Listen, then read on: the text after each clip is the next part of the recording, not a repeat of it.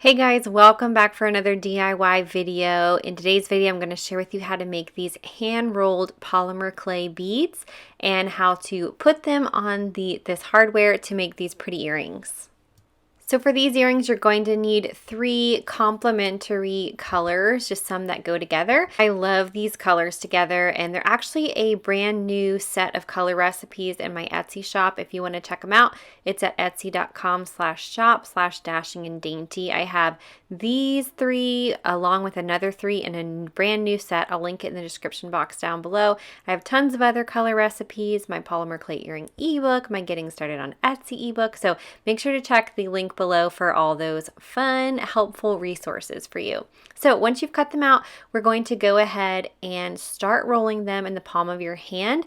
You want to press really hard in this part. You're trying to get all the wrinkles out and creases and all of that. So you just want to basically just trying to press and compress the clay to make sure there's no air or anything like that inside of it. Next, we're going to worry more about the shaping of it. We're trying to get this one round. So I'm going to move it to the side of my palm where there aren't as many like creases and bumps and things, and I'm going to just use my fingers to gently roll it kind of in like a figure 8 motion is what I've found works the best to get a nice round shape, and just kind of rotate it, and you can kind of feel as you're doing it, is it feeling kind of oblong or is it getting round, that kind of thing. So it really is pretty simple, and you can get them pretty close to perfect with this technique. So I'm just going to do the exact same thing for all the other beads.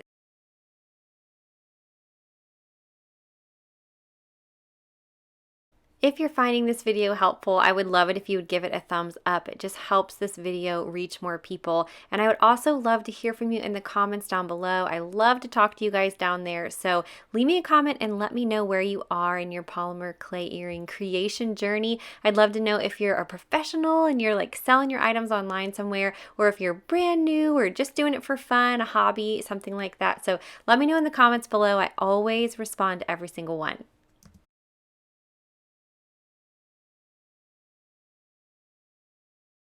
After all the beads are a nice uniform shape, I am just using a piece of floral wire, and the clay is still raw at this point. I haven't baked it. And so I'm just coming in from the very top, trying to go down as straight as possible to make sure that the hole that goes through it is as straight as it can be. And so I just gently kind of push it onto the floral wire. It can get a little bit misshapen during this phase of it, but you can roll it around. It's pretty easy to fix. Another thing that you could do is put the clay in a refrigerator or freezer for a little while and let it get nice and cool, and it'll be a little less moldable that way, and so it'll hold its shape a little bit better. Another option would be to go ahead and bake the clay balls as they are without the hole going through them. And then if you have a nice Dremel tool with a really small drill bit on it, you could actually just go through and drill them after the fact, which I think would actually give a really beautiful finished product. So that's a great option as well. I do use my Dremel at the end of baking just to kind of clean up the holes a little bit. But I do think it would work great to just wait to drill the holes until after they're baked. So as you can see, I have my little tiny Dremel or drill bit on the end of my Dremel, and I'm just kind of cleaning up the holes that the floral wire made and just kind of getting, like I said, a little bit cleaner of a look here. I did bake these at 275 degrees Fahrenheit for 30 minutes, and then I let them cool down before I started working with them.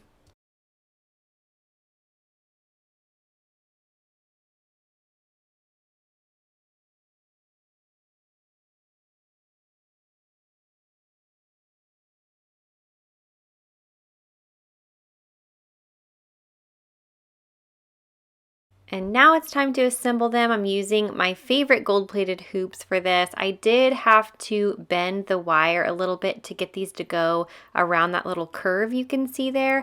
I show you in just a second how I used my pliers to do that. And if the wire gets slightly misshapen, it's no big deal. It's super easy to just, mold it, move it back into place. Not a big deal at all. So I'll show you how I bent the wire in just a minute.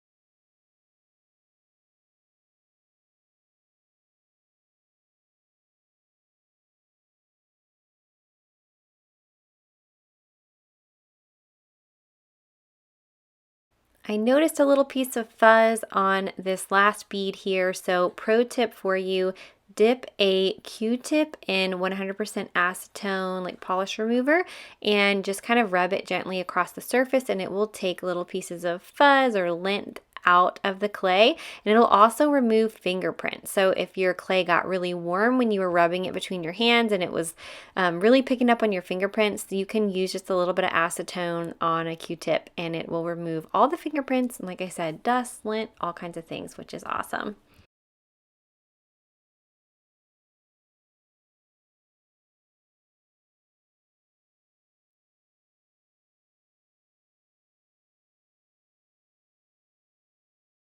I hope you enjoyed this video today. If you did, please give it a thumbs up and don't forget to subscribe to my channel, and I will see you in the next one. Bye.